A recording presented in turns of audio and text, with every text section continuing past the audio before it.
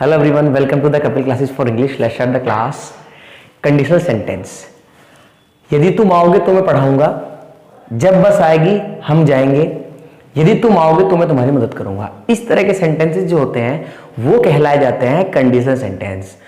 Usually इनको बनाने का स्ट्रक्चर अगर नहीं पता है हमें तो हम क्या बनाते हैं, इसको अगर इंग्लिश में कन्वर्ट करना है, इंग्लिश में इस तरह के सेंटेंस बोलने हैं तो हम क्या बोलते हैं, हम बोलते हैं if you will come, I will, then भी लगा देते हैं हम, देन आई विल टीच, तो मैं पढ़ाऊंगा,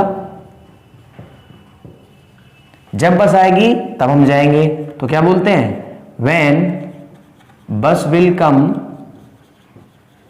वी विल गो, या फिर इसके लिए हम बोलते हैं जब तुम यदि तुम वहां जाओगे तो मैं तुम्हारी मदद करूंगा, if you will go there I will help you. Usually हम ये लिखना चाहते हैं, जबकि ये तीनों सेंटेंस अगर मैं बोलूं तो गलत बनाए हुए हैं आपने।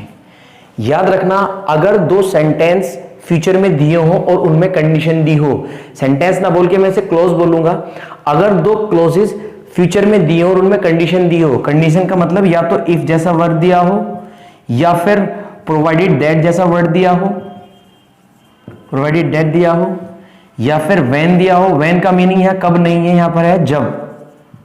अगर इस तरह के वर्ड दिए हो तो क्या करना है, फ्यूचर के दिए हो तो इन वर्ड्स के बाद, अगर इस तरह के वर्ड्स के बाद फ्यूचर की सेंस दी हो तो क्या करते हैं, इनके बाद कभी भी हम फ्यूचर नहीं बनाते हैं, ये आप ध्यान रखना। इसको कट करके क्या करेंगे, इसके बाद हम बनाते हैं हमेशा प्रेजेंट, और जो दूसरे वाली क्लोज होगी उसको बनाएंगे हम फ्यूचर में, ये आप ध्यान रखेंगे। तो जैसे पहला सेंटेंस है, यदि तुम आओगे तो मैं पढ़ाऊंगा, तो इफ यू विल कम नहीं, if you come then I will teach, और हो सके तो आप देन भी ना बोले, आप बोले if you come I will teach, इस तरीके से। जैसे जब बस आएगी हम जाएंगे, व्हेन बस विल कम नहीं, when bus comes we will teach, when bus comes we will teach, क्योंकि सिंगुलर है तो एसोरियस लगेगा। If you will go I will help you, तो यू विल गो नहीं, if you go I will help you. इस तरीके से आपको बनाना है। जब मेरे पास पैसे होंगे मैं तुम्हें दे दूंगा, when I have money I will give you, जब मेरे पास पैसे होंगे मैं आपको दे दूंगा। इस तरीके से आपको बनाना है। तो याद रखना, अगर फ्यूचर में कोई भी दो क्लोजेस दी हुई हो जो आप बोलने जा रहे हैं और उनमें कंडीशन दी हो, तो इफ के बाद वाला जो सेंटेंस होगा वो तो बनेगा प्रेजेंट में, यानी कि सब्जेक्ट मेन वर्ब, और सिंगुलर है तो एसोरियस, और दूसरे वाला सेंटेंस बनेगा ये फ्यूचर में। ये आप इसका ध्यान रखेंगे। और अगर मैं दूसरे स्ट्रक्चर की बात करूं तो दूसरा स्ट्रक्चर इसमें आता है प्रेजेंट में। अगर आप प्रेजेंट में देखिए, फ्यूचर के लिए तो हम करते हैं विश, लेकिन प्रेजेंट के लिए हम विश नहीं करते, प्रेजेंट में आता है रिग्रेट। जैसे अगर मेरे पास बाइक होती तो मैं तुम्हें दे देता, यदि मेरे पास बाइक होती तो मैं तुम्हें दे देता। इस तरह का सेंटेंस आप बोलेंगे, तुम्हें दे देता।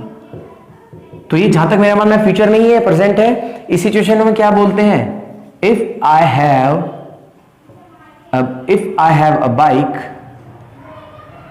आई विल गिव यू, आप इस तरह, तो आई विल, हाँ आई विल गिव यू बोलते हैं, या आप ये भी बोल सकते हैं आई गिव यू, आप ये बोलते शायद, लेकिन ये नहीं बोलना। इस तरह के सेंटेंस में क्या करना है, अगर दोनों सेंटेंस प्रेजेंट में और आप दुख जता रहे, रिग्रेट कर रहे हैं, तो इफ के बाद जो होगा सब्जेक्ट आएगा और डायरेक्ट जो मेन वर्ब होगी इसकी सेकंड फॉर्म आएगी, यानी कि जिसे हम बोलते हैं पास्ट इंडेफिनिट, और जो दूसरे वाली क्लोज होगी सब्जेक्ट होगा और विल का वुड हो जाएगा, कैन का कुड हो जाएगा, शैल का शुड हो जाएगा, और उसके बाद वर्ब की फर्स्ट फॉर्म आएगी। तो इसका स्ट्रक्चर बनेगा, if I had a bike, I will का क्या हो जाएगा, यहां पर विल की जगह आपको वुड कर देना है, आई वुड गिव यू। इस तरीके से आपको बोलना है। जैसे अगर वो मुझे बुलाता तो मैं जाता, इफ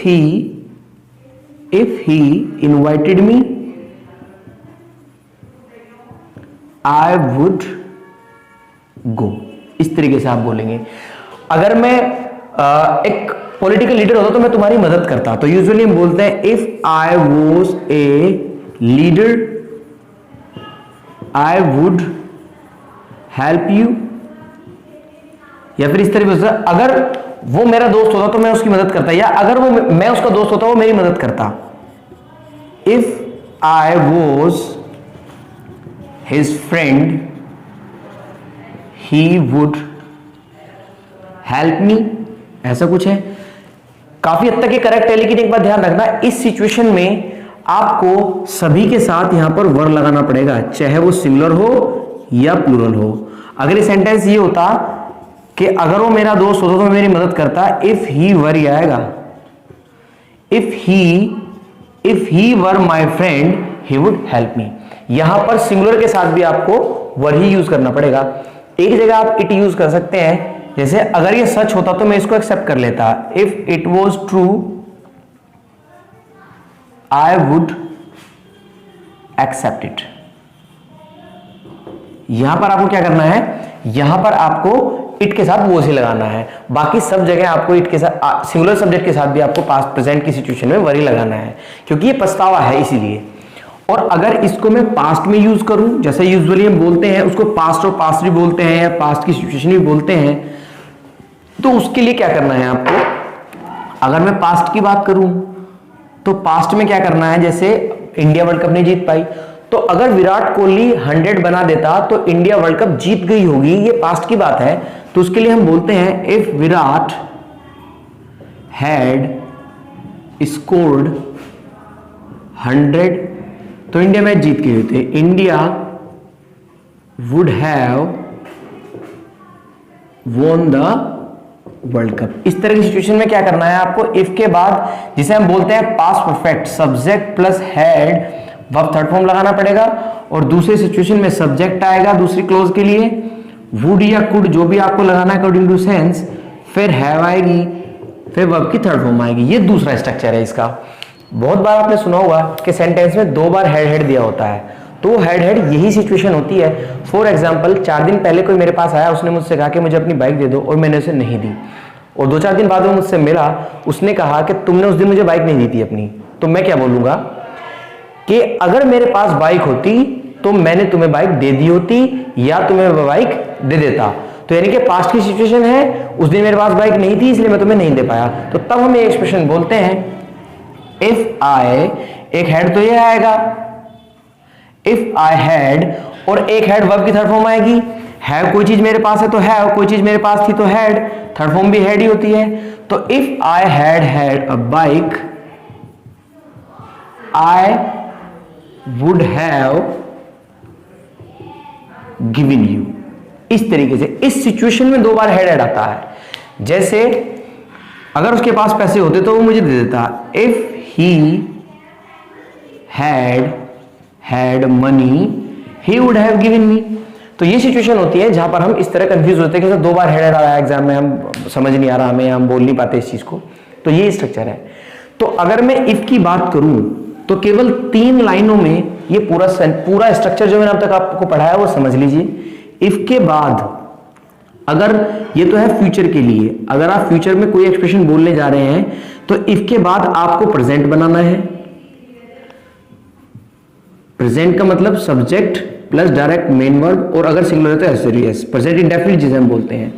और दूसरे वाली जो क्लोज होगी वो आपको बनानी है फ्यूचर इंडेफिनिट में। तो एक लाइन तो ये हो गई। दूसरा, अगर आपको प्रेजेंट में बोलना है, प्रेजेंट में जहां आपको पछतावा करते हैं, प्रेजेंट में अगर मेरे पास ऐसा होता तो मैं वैसा कर देता, अगर मेरे पास बाइक होती तो मैं तुम्हें दे देता। इसके लिए आपको subject main verb second form है, और दूसरे वाला जो क्लोज होगी उसमें सब्जेक्ट आएगा प्लस विल का वुड हो जाएगा, शैल का शुड हो जाएगा, कैन का कुड हो जाएगा, और वर्ब की फर्स्ट फॉर्म आएगी जिसे हम बोलते हैं पास्ट इंडेफिनिट बोलते हैं मेन और सेकंड फॉर्म को।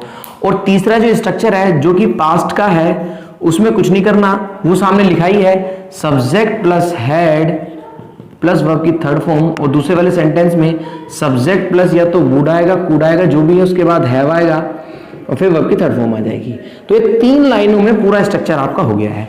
3 लाइनों में आप इसे समझ सकते हैं। Subject present indefinite, future indefinite, subject main verb would verb first form, subject had verb form, had verb third form, subject plus would है वर्ब थर्ड फॉर्म। ये इसका प्रॉपर स्ट्रक्चर होता है। कोई क्वेश्चन करिए अगर आपकी हो, so kindly write in the comment box, kindly subscribe the channel, like and share also. Thank you very much, God bless you, take care, bye bye.